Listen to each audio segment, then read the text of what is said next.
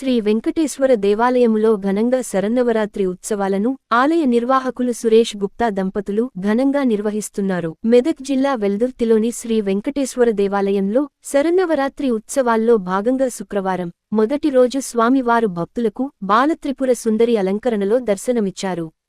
ఉదయం స్వామివారికి జలాభిషేకం, పాలాభిషేకంతో స్వామివారికి గిరీశ్వర్ శర్మ ఆధ్వర్యంలో ఘనంగా పూజలు నిర్వహిస్తున్నారు. శరన్నవరాత్రి ఉత్సవాల్లో భాగంగా 9 రోజులపాటు స్వామివారు వివిధ రూపాలలో దర్శనమిస్తాడని, మొదటి రోజు బాలత్రిపుర సుందరి అలంకరణలో భక్తులకు దర్శన భాగ్యాన్ని కల్పించడం జరిగిందని గిరీశ్వర్ శర్మ తెలిపారు. ఈ కార్యక్రమంలో మాజీ ఎంపీటీసీ, ప్రస్తుత ఆలయ నిర్వహణకర్త జగ్గా అశోక్ గౌడ్ ఉన్నారు.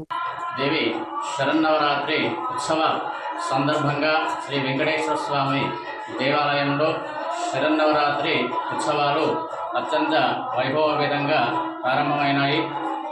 నాకు ఆశ్వీజ శుద్ధ పాడ్యం నుంచి మరియు దశమి దసరా వరకు కూడా వెంకటేశ్వర స్వామి దేవాలయంలో నవరాత్రి ఉత్సవాలు మరియు ప్రత్యేకించి శ్రీ వెంకటేశ్వర స్వామికి బ్రహ్మోత్సవం కూడా చేయడం జరుగుతుంది. భక్తులందరూ కూడా అధిక సంఖ్యలో పాల్గొని ఆ యొక్క వెంకటేశ్వర స్వామి యొక్క అనుగ్రహాన్ని మరియు ఆ యొక్క దుర్గా అమ్మవారి యొక్క అనుగ్రహాన్ని పొందగలరని మనవి చేస్తున్నాం.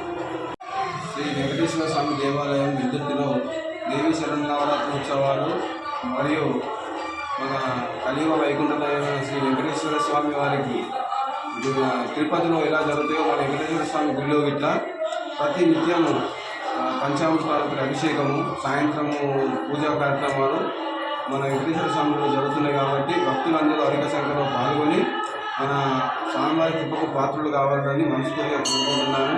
మరియు అందరూ ఆరోగ్యాలతో సుభిక్షంగా ఉండాలని ఆ వేడుకొండల వారిని ప్రార్థిస్తున్నాను.